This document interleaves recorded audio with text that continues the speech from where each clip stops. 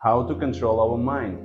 Every person without exception asks this question at one time or another, but only a few achieve the desired result. Why and how to achieve this? Now we will talk about this, and it is important to understand how the mind works.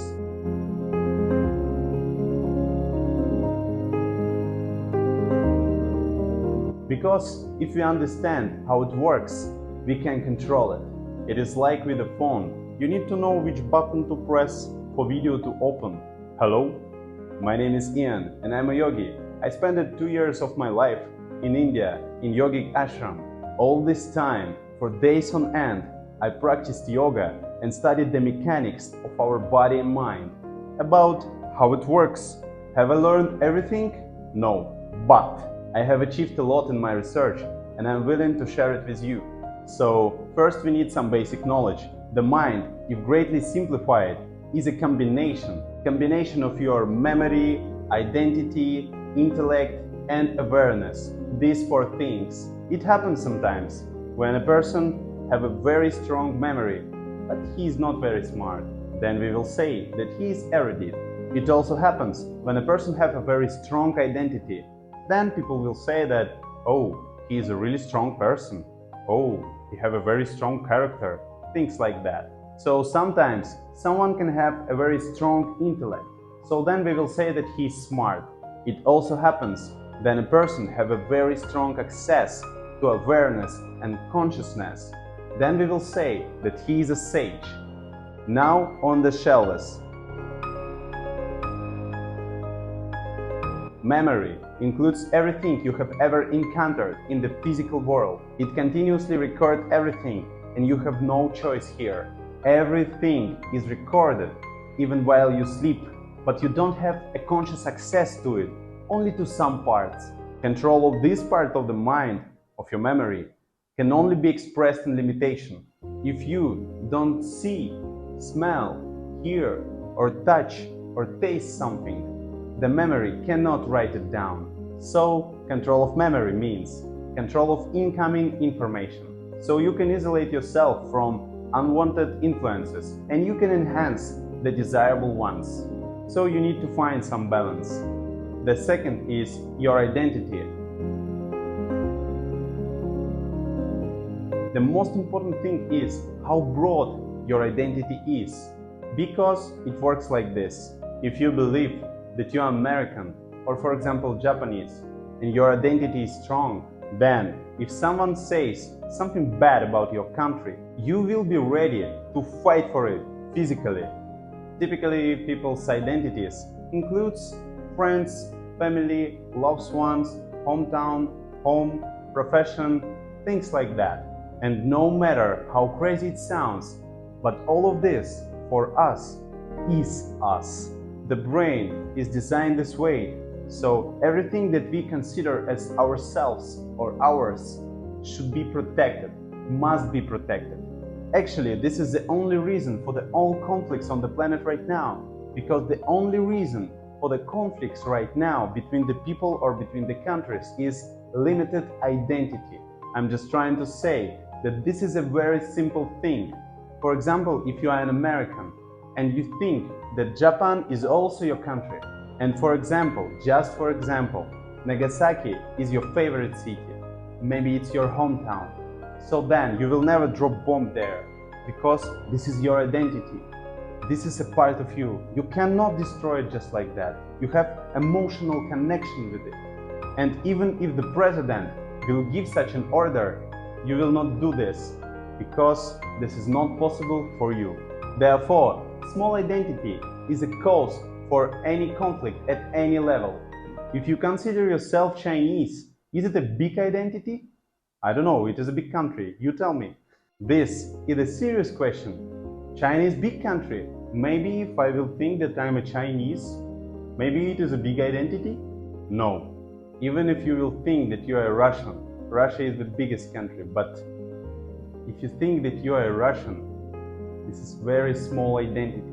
If you think that you are Chinese, it is a very small identity. American, very small identity. If you think like that, you will never have really big identity. if you are able to notice how all of us interconnected together, our economics, ecology, science, culture, everything, if someone really understands that he is connected with almost everyone, with every person, with every animal, with every tree, with this planet, with all the cosmos, will it be necessary to say, please do not pollute oceans and forests, please don't fight each other, please help each other? So if you understand your relationship with the whole world, all these teachings are tendered to you, you already know it clearly. This is why we need a big identity, preferably the size of everything you know, the whole space. But do not try to invent it or imagine it. Observe the life around you and see that all of us connected all together. You and I, those people who we don't know and never met. In fact, those people which we never met have a big influence on us. Thomas Edison, Steve Jobs, Elon Musk, politicians, authors of cinema, soap operas, many people, those who grow agriculture, those people who do food for us in the restaurant, those people who grow the food on the farms. We are all connected, and our well-being lies in the fact that life should be good for everyone, in all countries and all continents. Big identity. This is the key. The third thing is intelligence. This is very important for survival process. But that's all. It will help you to earn money, avoid getting into trouble, get out of difficult situation, but that's all. All the intellect can do is process information. Essentially, your thought process is just a factory for processing the accumulated information. Do not give too much importance to your thought process, because there is nothing new there. Nothing. Only what you already know. And almost all of this is just random thoughts. You don't have any stop button there. Now try not to think about pink elephant standing on a giant banana. Most likely, you will think about this only for a couple of minutes. I choose the bright image, but actually I could say about anything. Intellect doesn't have a stop button, it works all the time. Most likely, you clicked on this video because you want to know how to stop your mind, how to control your mind, how to control your emotion, how to control your thought process. But the intellect must work. You do not complain about your kidney or heart are working. No, it is just because intellect causes you discomfort with its constant work. This is a direct consequence of imbalance that you yourself created.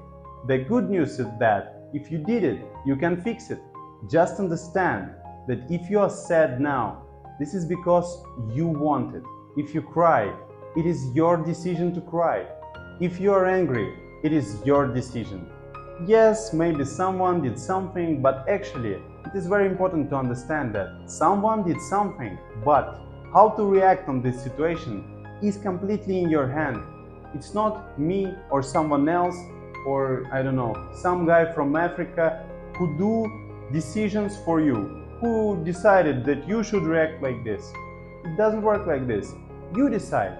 Maybe you're not conscious about it, but it is you who decided to cry, to fear something else and something else.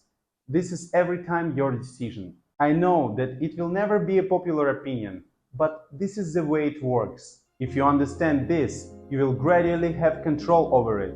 Or even at this moment, all depends on yourself. It is your responsibility.